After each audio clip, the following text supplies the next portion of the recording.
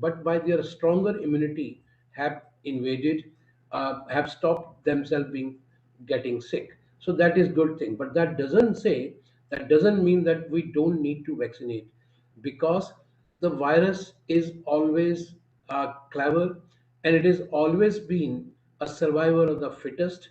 For for a population, one has to become a stronger and more immune, and for a virus to become uh, to change, and sometimes this change becomes make them milder, like Omicron, as compared to Delta, less severe but spreading fast. That if I give you one example, like uh, before the COVID virus has been uh, in the universe for millions of years, but two times it changed into SARS COVID, and those SARS COVID was so fatal that it stopped. If the virus makes you very sick and you die, then the virus spread will also stop. But if the virus becomes mild, and then the spread is longer and more patients will get infected. Children definitely needs to be vaccinated, and adults definitely needs to be given the booster doses.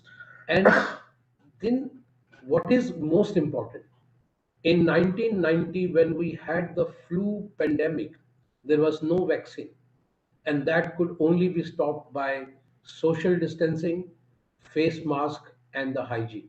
So today, even we get vaccinated, it is not the time to relax. We need we need to keep our guards up. We need to remain with the mask. We have to uh, keep a social distance, and we have to, even anybody feels any symptom, then he must isolate himself, or she must isolate and get tested. And once, if you isolate after the test, it's not right. You isolate, even you feel like some headache, some body ache, you isolate yourself, because unless proved otherwise, you have a either flu-like illness or you have a COVID-like illness. So you must isolate. That's the only way to stop from the spread of the virus. Definitely, we have got into some other trials for children for vaccination, and I hope it starts soon. Thanks, Dr. Narang. And I think Thanks, Dr. Narang. And this brings me to my next question, which was around vaccination strategy. One, of course, that you mentioned that the trials for children vaccination are ongoing, and hopefully we will have the approval soon, sooner than later, I hope. Um, my question to Dr. Aneja at this point in time is around the booster dose strategy that you believe that the policymakers are likely going to come up with. And the reason I ask you this question, it also has a it context. also has a And that context. context is that That context is almost, I that would say, 80 to almost, I would say, 90% of the 80 to 90% population of that the in India has been population that in vaccinated India has been vaccinated with has been vaccinated AstraZeneca's with Covishield, which AstraZeneca's is, Covishield, if I which understand is, correct, I was if doing I some understand reading, correctly, it's an reading, adenovirus it's an vaccine. adenovirus vaccine. Therefore, multiple Therefore, applications of multiple adenovirus-based applications of vaccine, adenovirus-based I heard, can vaccine, I also heard, induce can also anti-vector, induce anti-vector reactions in the body, reactions in therefore the body. reducing the Therefore, efficacy of the vaccine. What is your take in the light of this? What do you think the government should be doing or will do? And of course, what should we do? now, once we understand the severity of the virus, I would like to add a point. What is the susceptibility of the individual to get the infection? The virus will first affect, number one, the unvaccinated person. After that, the person who had one shot of vaccine is more vulnerable. And then comes double vaccinated. And the last one is the one who has got double vaccination and a booster. And the hybrid person, the one who had an exposure of the virus, that means COVID infected, plus three shots, these are the individuals who are going to be the most protected one. So this is the order of effect the virus is going to affect. The immunity, as Dr. Naran was pointing out, the first line of defense is the antibodies. Then the second line of defense is the innate immunity. So first is the army and second is the border security force. This border security force are the T cells and the memory cells which are going to be there in the body. What generally people think that if the antibody levels are low, they are more vulnerable, but it is not only the antibodies level, it's the T cell which are going to protect them. Now, the question which you asked about the vaccination. If we go by statistics, the numbers say that Covishield or the Pfizer vaccine and the Astra vaccine, they give almost protection of 33% as far as symptoms are concerned. And in case of, this is in 33% in case of Omicron, and almost 70% in case of Delta virus. The protection is 33% for symptoms for Omicron and 70% for Delta. As far as severe disease is concerned, 73% protection for Omicron and 90% protection for Delta virus. If we give a booster, the third shot, the protection which is 33% in case of Omicron would boost up to 70%. And we know over a period of 6 months to 9 months, the antibody titer keeps on decreasing, and there comes the role of booster shot.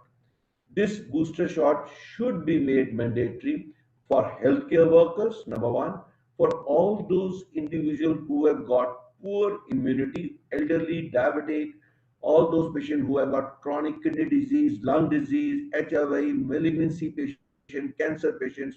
All these individuals are more susceptible to get this virus infection. So I think the priority of the government should be to give a booster shot of all these high risk individuals immediately so that protection can be achieved. Thank you, Dr. Aneja. Thank That's you, Dr. Neja. That's insightful and useful information for all of us. And we hope that the booster dose strategy is also announced by the government as soon as possible. At this point in time, I would again sort of go ahead and request that if there are any questions coming in from audience, our Q&A tab is open. Please feel free to write down your questions and we'll try and address them, as soon as possible from the distinguished panelists here. Dr. Aneja, what are some of your, what is your advice to parents like us who have children, who are school-going children, who are not vaccinated, but, we are seeing schools open up. We are seeing uh, parents doing a little bit of domestic parents travel, doing a bit maybe of some domestic international travel, travel too now, maybe some with international the travel too now, international borders opening up. international borders opening up. What would be your advice as a What would be pediatrician? your advice as a pediatrician? Yeah, Aris, um, I think this question has some fear in the parents' mind. They feel the child is not vaccinated, so it is not safe for them to go to school. Whereas I would say if parents should understand that this is going to be the new normal of what is going to happen in future. We cannot stop the schools, and we have already been about more than 1.5 year, and we should not. What we can do is we can do a protective environment for them. Of course, I'm not saying the children should not be vaccinated. Children should be vaccinated, but we have seen now even the vaccinated people can get the infection. When they get the infection, they can spread the infection. So what people in Western countries have done, they have already opened up the school for almost like 2 terms, more than 6 months. What they've done is all teachers are vaccinated, all teachers are screened every day. They have to do twice their test every week. Every week they have to test them twice or with symptom.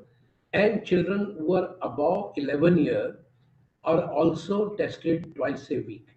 Okay, and social distancing and hand hygiene and masks are maintained, and everybody, including the children, are screened.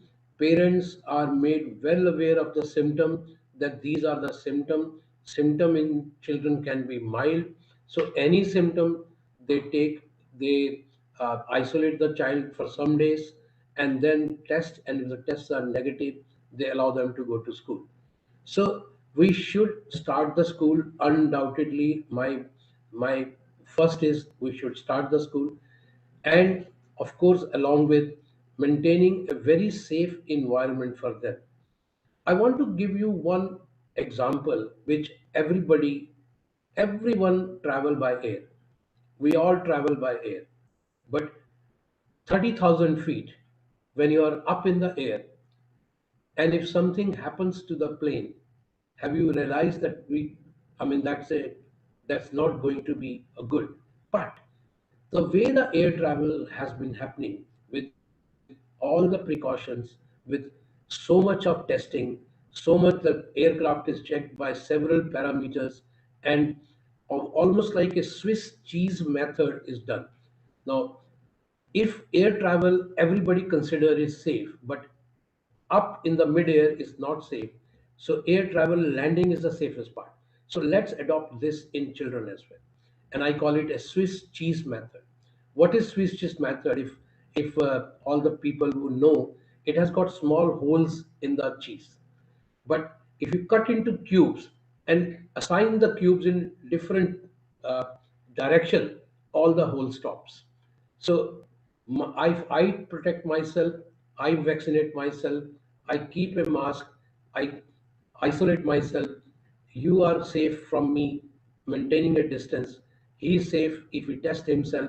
So that lateral testing and that environment we have to create till we get vaccination. And we know that vaccination will save us from Delta more than Omicron. But then virus is a very, very clever. Tomorrow Omicron can change into Predicon or Naticon, or anything can happen. So that is going to be the normal way life going to be in future. So we should make a collective effort, because by missing on schools, I'm seeing they are getting obese. They are getting obese, they are sitting. And in fact, if parents say, most of the school work of the children are done by parents, because they are there to help. So if a child cannot do it, the father says, okay, do it this way.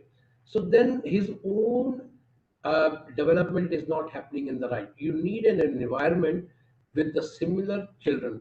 I find doing 2 plus 2 as something very simple, but a 3-year-old, for 2 plus 2 is only when he learns how to make 2 plus 2 in the right direction. So that is very important. The psychology, the mental health, and everything has to happen. We cannot wait for the vaccination to complete. We have a population which is very high, and we have to keep on tracking the virus, because virus will keep on changing. Flu virus we give vaccine every year, and maybe in future we may have to change the vaccine from normal COVID vaccine to a vaccine which is covering 2 3 types of the strains. So that is my way. But parents, I tell you, please come forward and send your children in a protective environment, and that is in a very team effort by schools, effort by society, efforts by parents, and efforts by children. Thank you, Dr. Narang. I think Thank you, that's Dr. Narang. I think that's extremely useful.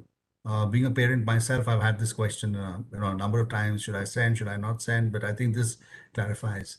There is one question that has come in from the audience, and I think this question is at the back of everyone's mind. What is the likelihood of this becoming a wave in India as we've seen in the past? Dr. Aneja, what do you think? What's what do your you take think? on this question? What's your take on this question? I think I did explain it in my earlier comments. Since the transmission of this virus is very aggressive, so the numbers are going to be huge. So far, the data says that it is a mild disease. but that cannot be taken for granted. So more numbers are going to be there. But even if 1% of these individuals they become sick, again the number of sick patients is going to be a huge, almost going to be more than double what we had in the last wave. And since it replicates very fast, the numbers will increase every day by 2 to 3 times. So you can imagine our population, Indian population, almost three-fourths of the population was affected by Delta in the previous wave. Now, if the same numbers they get, the numbers are going to be more, it's the almost everybody will get infected with this Omicron virus. But only very few will get this severe disease. But even very few will be a big number. As I told you, a small percentage of a big number is always big. So don't take it lightly. As Dr. Narang was pointing out, as you also said, the guard has to be there. The protection lies in the hand of the society. Masking, social distancing are the key. Hand hygiene is the key. If these factors are taken care of, we are going to be protected. With the coming festival season, New Year, Christmas, and Lodi, and all Indian festival and a marriage season going on, one has to be very careful. So strict adherence to social distancing has to be there, protect yourself and the society from another wave of this COVID. Thank you, Dr. Neja. I Thank you, Dr. am Neja. told that I have, That I have, in the audience, some of the leading HR leaders of various companies. And one very pertinent question that has just come in is that given the fact that there is Omicron, should the return to work um, initiative be postponed for a while? We heard today that Apple has gone ahead and postponed its return to work, return to work around the globe. What is your around the take globe. there? What is your take? The answer lies what Dr. Narang said about the school. How long will you postpone? How long? How do you know that the next wave it's Omicron or Dimicron or it's something like that? So go back to work with all precaution. You cannot shut the economy. That's what I think so. Go with all the precautions, maintain social distancing, all protocols, frequent testing. That is the key. The more you test yourself, maybe if government introduces and the protocol saying that everyone should take test for this COVID virus once in a week on its own, it's going to do wonders. So everybody should test very frequently. Offices can very well run with this protocol. We as doctors in COVID season have been working day and night. So once we have been exposed to so much of infection and almost a good chunk of our colleagues got infected. So do you think that we should also come back, sit at homes and not work?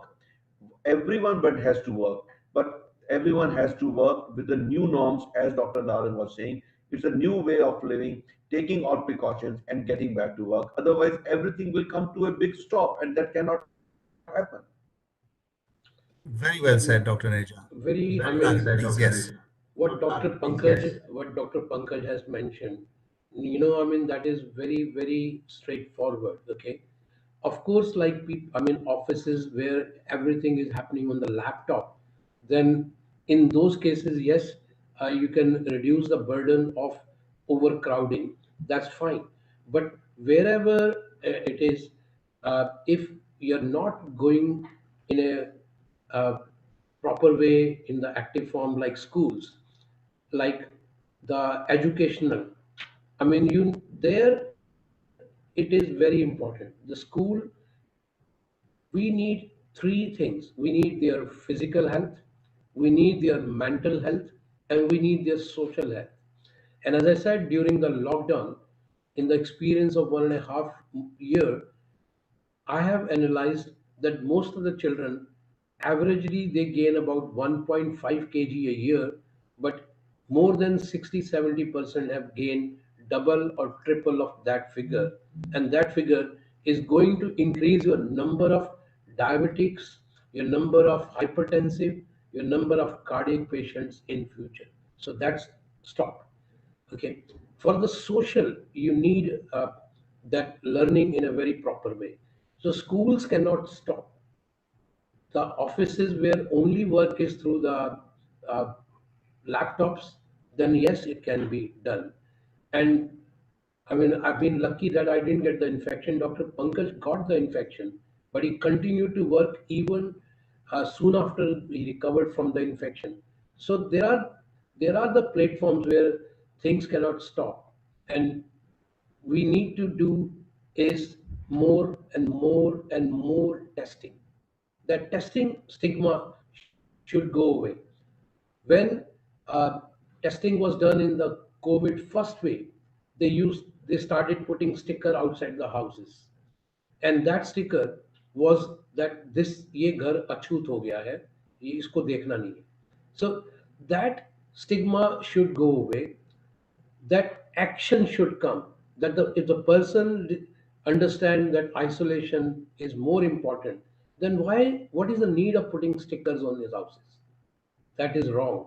So, I mean, in many places abroad, if they have to meet physically, like today there is some important meeting physically, everybody test at home, the rapid test, and they join the meeting. Still maintain the social distancing. So that is the new norm. That you do the testing. If you have to meet physically, then testing should be done, and testing done along with various other SMS, that maintaining distance, mask, and socially, then you must do physically as well. Because if you don't do physical interaction, your mental health will also go down. So that is all important. So this new norm, I think everybody has to understand. No stigma attached to you're getting COVID or not. I didn't do anything wrong. If I gets COVID, it's it is by chance. It's in the environment, and any environment. If I sit with you for even more than 30 minutes, and the distance is less than 1 meter, your and my microorganism will become the same. So that is important. But if you have done the test, I have done the test, at least may not get COVID at all. So that is the thing which I want to give a message through this platform, that accept what is coming up, accept what we have to do, and accept that what is going to be the future. Yes, if we all do testing so frequently and isolate, the virus has to die. We have done, we have eliminated smallpox, we have eliminated polio. A good vaccination, a good precautions, and a good health probably will also be able to do.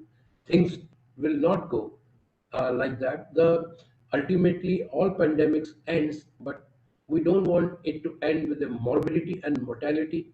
We want to end it with a good health. Dr. Aneja, Dr. in Nisha, terms of the in treatment terms of the methodology that treatment is being methodology followed, that for COVID so far, does the treatment methodology differ in any way for the Omicron virus, or the treatment methodology remains the same?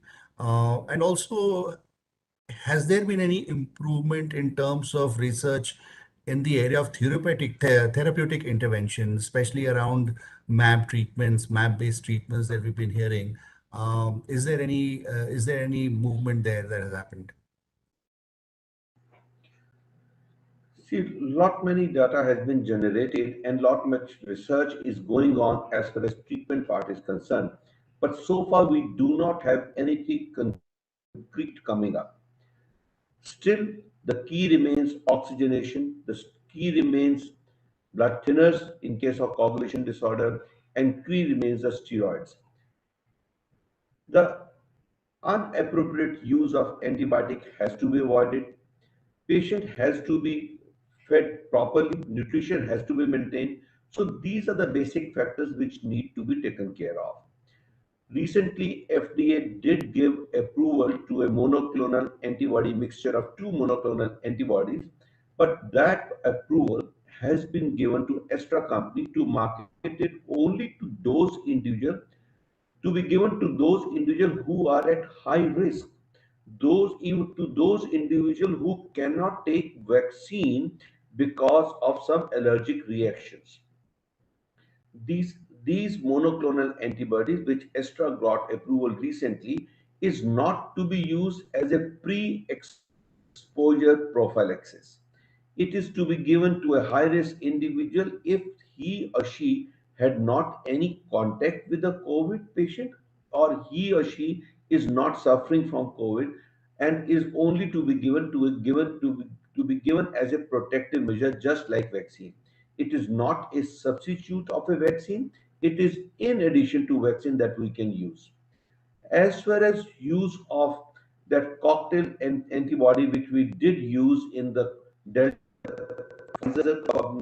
Pfizer cocktail, still the role remains doubtful for this Omicron. So ultimately, the key remains with the prophylaxis, key remains with the protection, key remains with the social distancing, not to get the infection. And if you get the infection or you start getting symptoms, isolating yourself, maintaining your vital parameters. So far, whosoever has got Omicron, the symptoms have been very mild. More of a scratchy throat, more of headache and fever, less of respiratory problems so far. But the disease, the disease spreads fast. The disease gets to involve your bronchi very fast, and it transmits very fast. The key, again and again, the answer remains the same: protect yourself, protect others, so that the disease does not spread.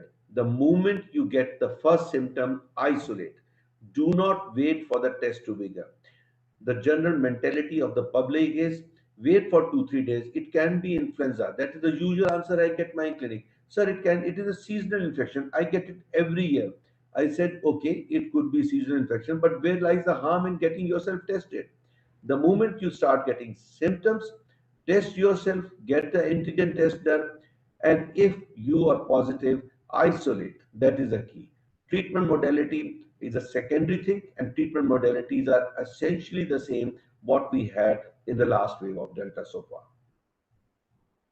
I'm getting significant amount of Getting questions here in my significant amount chat of box questions here in my chat around box around participants asking me if booster participants is so asking me important. if booster Why is so is there a important. delay Why in is there a administering it? delay in And administering it? another And supplementary another question to that has been supplementary that question to about that has been four or that 5 months ago about there four was or 5 months there ago was there was substantial media coverage on substantial media approval of coverage a few on vaccines for approval of a children few for vaccines pediatric for use, children for and that pediatric also use, hasn't been rolled and out. also hasn't So been rolled out. any So insights as to any when insights we as can to have when booster we can dose have policy out booster and dose we can also have children policy out and we can also vaccination have start? children I mean, multiple vaccination questions. start. I've just sort of Multiple combined these questions. I've questions just into these, sort of combined the these two that I'm questions into asking these, you. the two that I'm asking you. Uh, for the children vaccination, it should roll out because the five companies are have done trials on children. Uh, the trials with one of the company is even from 2 year onward, and they have found it quite good. And as I said, children have a better immunity. If one vaccine has performed 33% in adults, which is going to perform almost double in children in a better protective way. So children vaccine should be rolled out. I'm not in government, so I can't say why it hasn't been rolled out. But given me the answer is that it should be rolled out. And safety trials, because whenever a vaccine comes, what is most important is the safety trials. What is second important is the immunity trials.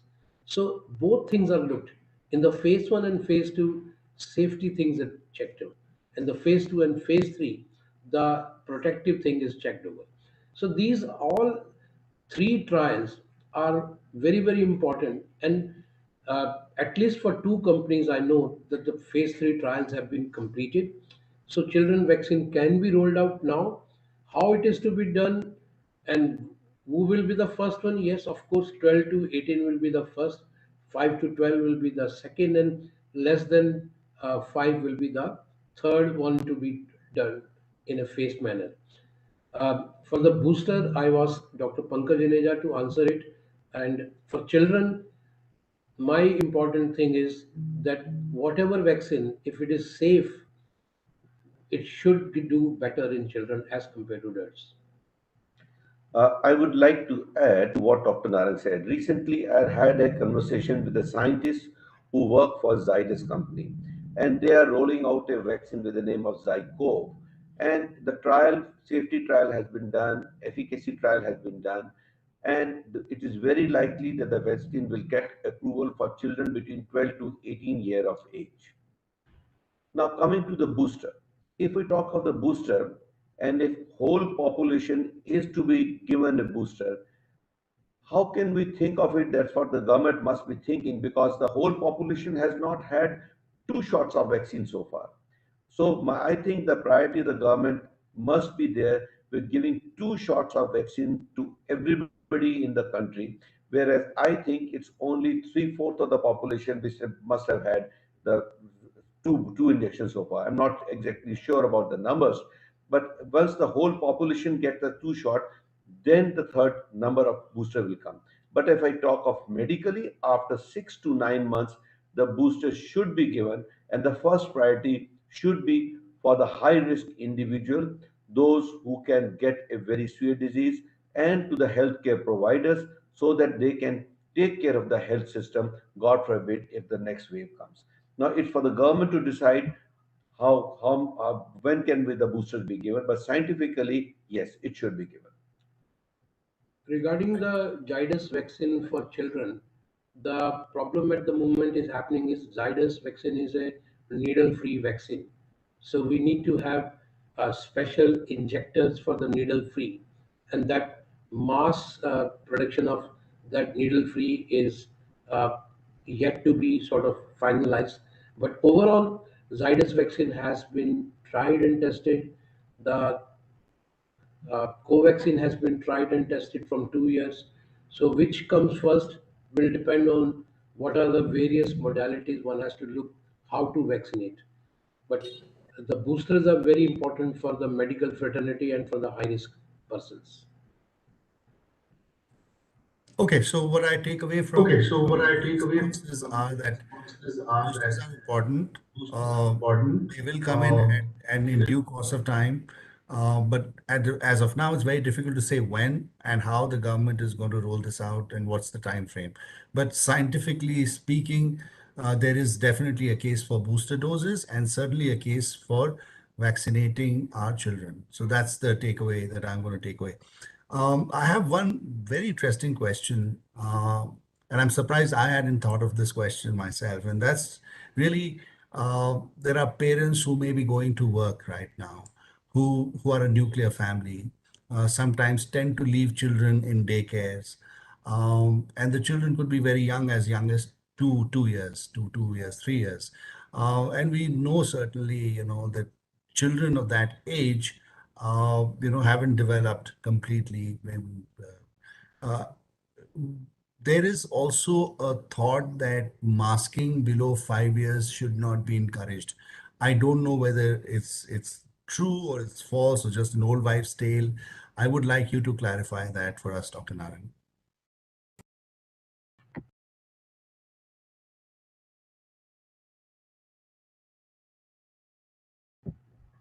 Yeah, I'll answer this question, both the questions separately.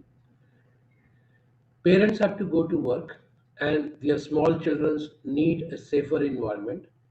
So they have to go to the nursery, they have to go to the playgroups, or they have to be left with somebody who can take care of them. So make sure that where are they left, the persons are vaccinated. And below 5, doing a mask is difficult. So that is why it is said that no need of mask. But God has given a better immunity to the children, so they tend to protect by their better immunity, but that doesn't mean the environment can be left alone. So, nursery schools and every the play schools, they need to observe all the hygiene and they need to vaccinate themselves, and then they need to do the lateral testing at least twice a week without symptom, and any test with symptom, yes. So that is one thing. The second uh, part of your uh, question is uh, that mask yeah, are important. Masks are important even for a small child, but because they cannot do it and you don't know, see, if I feel suffocation with the mask, I'll tell or I will remove it. So the only fear is that if they feel suffocation, probably they will not tell. So it's okay that below 5, if others are using the good hygiene standard, the mask may not be made mandatory for the reason, but the distance can be maintained. Okay, and uh, but otherwise wearing mask for anybody, it's okay. I mean, they should wear it, and not only wear it, it should be regularly uh, cleaned, or it should be regularly observed in a manner. If I put a mask on my table and then after pick up mask and put it back, obviously I have done injustice to the hygiene part of it. So that is there. But there is no rule of thumb that the children below 5 cannot wear mask. Yes, it is not mandatory for them to wear it if the things are in a very protective manner. Thank you, Doctor. Thank you. I think this is extremely useful. Um, yes, there is certainly, most of us are, while we are maybe very particular about when to wear the mask, but correctly handling masks, whether at home or at work, leaving it on dining tables, not safely disposing them, is something that I think we need to revisit and relook uh, our rigor there all over again. Once again, we are waiting for questions. So if there are any further questions, they can keep coming in. We still have about 10 minutes odd left. And we have our esteemed panelists here. Happy to take your questions. Um, I had one question, and that was really, regarding uh, the approach that we should be taking. Um, and as I have understood, the approach is not too different from the previous versions of Delta. So if people were to ask me, what should I be doing differently in Omicron, my response would be nothing different from what you were doing during the earlier pandemic phases as well. Is my understanding correct? You are absolutely correct. Uh, I will have one question. I will ask one question to you, but before that, I will say how the mutation happened. The mutation only happens in the live host. The mutation cannot happen if the virus is lying in the lab. The mutations cannot happen.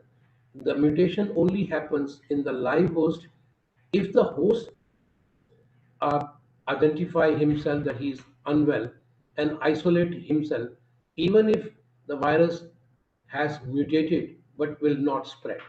So the all the mutation all over the world, whether it has happened from one time, two times, or 35 times in Omicron, they have only happened in the live host. So for the mutation to stop, it is important that the host isolate himself. I have one question to ask, and then you just mentioned that you have children. So, what was your take on sending them to school? Uh, with what kind of fears you had in your mind? Vaccine, even if it comes to vaccinate millions of children, it's going to take time. So, what was your fear? Well, my fear, and Well, honestly my speaking, I fear. didn't send my child to school.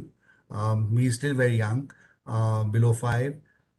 We opted for the online model. But my single biggest fear was that while we may be very vigilant about the hygiene practices, the social distancing while we are at home, we were not confident that perhaps the same level of uh, rigorous approach will be followed by perhaps the school.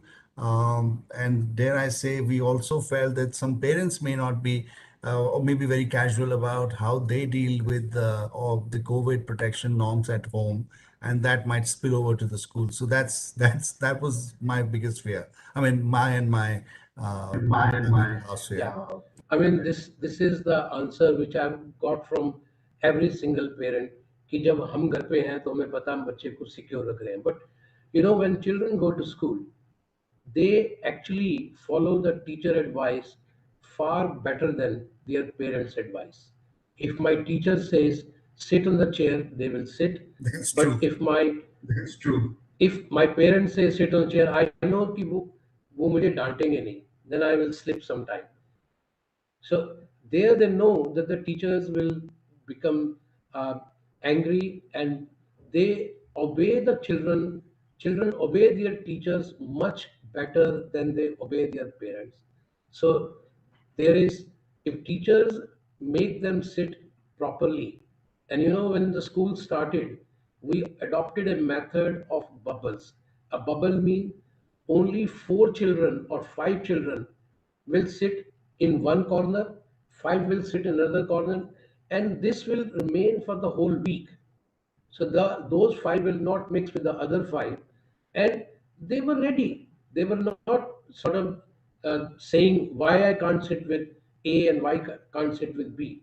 So remove, and I request through your channel that parents should remove their fear, and they should yes, I mean schools must take all this precaution, and there is a good advice which is being given by even by our IAP for the school reopening, for our Indian Academy of Pediatrics, for school reopening.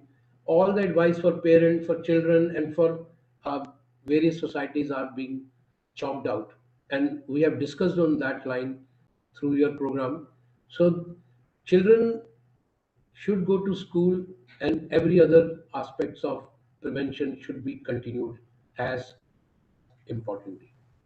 Thank you, Dr. Naran. That's reassuring. Another thing, another thing which would I like to propagate through your channel. Last time in the COVID wave, what we saw, patients have been doing polytherapy on their own. They said, मेरे बुआ के लड़के को बरेली में ये दवाई दी गई थी. Same prescription had been sent to me, and I'm following the same prescription. So one prescription of the doctor was being followed by hundreds of patients on their own. So that was the biggest mistake. Steroids were used indiscriminately, and me as a diabetologist have been a huge chunk of patients of mine who were either pre-diabetic or non-diabetic. They became diabetic by taking huge amount of steroids on their own.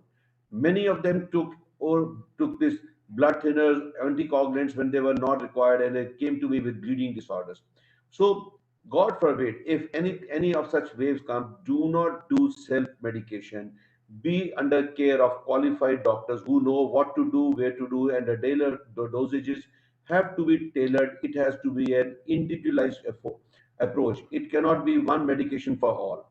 So these small things are very important. So, because if this thing happens, the complication and the burden on the healthcare system is going to be enormous.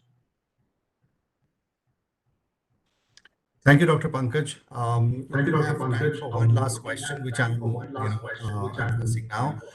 There's a question that is essentially around once the return to work happens, and if an employee gets tested positive and he's been in contact with others, what protocols should be followed?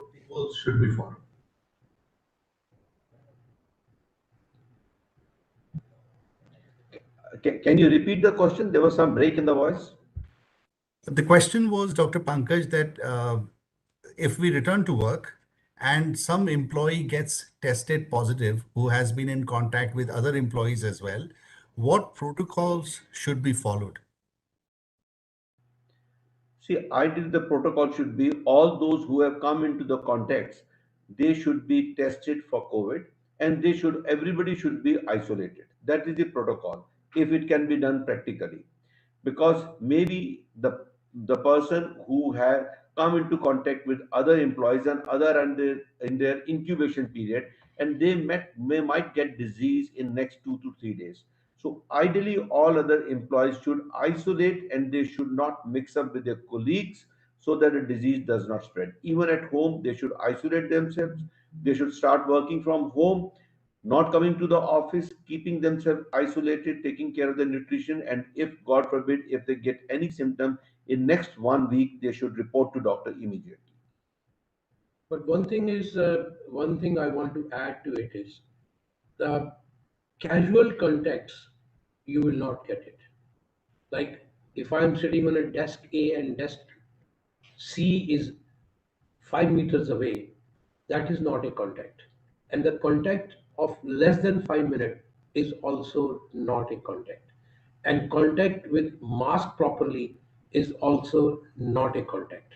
So if he was wearing a mask properly and he was well 2 meters away, and the contact is just that one person in the office got it, doesn't mean that everybody will get it, because you have your own protection, you have taken vaccination. So that is important. Just casual contacts less than 5 minutes, a distance maintained, is not a contact. And ventilation is also a very important factor. How well the room was ventilated. Was it a closed room? How was the air conditioning? What was the flow of air? So all those factors have to be taken into consideration.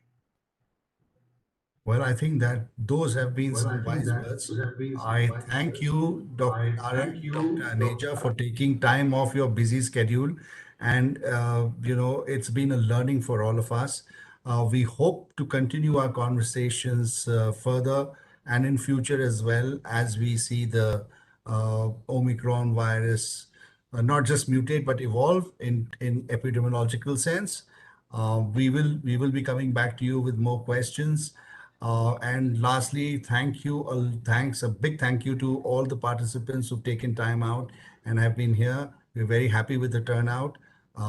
We've had in excess of 60 to 70 participants who participated here.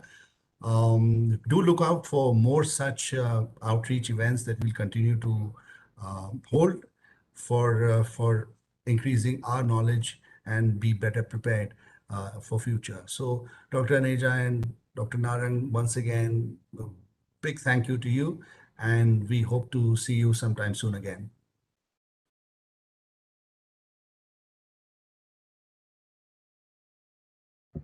Thanks a lot, Mr. Rizvi, for inviting us to this virtual platform. Keep safe, keep yourself. That's my take for up rocking on this webinar. And I think once again, I thank the same way, but I thank Max Healthcare as well in taking this initiative, in educating, and in bringing light on this subject, which is very much required because people keep on doing their things on their own. They keep on doing the wrong things, and they keep on uh, living in the fear which they don't want to take it out. So, such discussion actually will lay out their fears and bring a positive thought into them. So I once again thank you and thanks Max Healthcare in bringing this initiative. Thank you. Thank you. Thank you. Thank you. Thank Everyone, you. have a Everyone, wonderful evening have a and happy wonderful holidays. evening and happy holidays.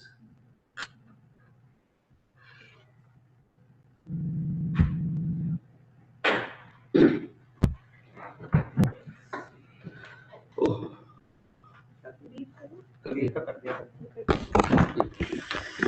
चलो चलिए 5 बजे दूसरी जगह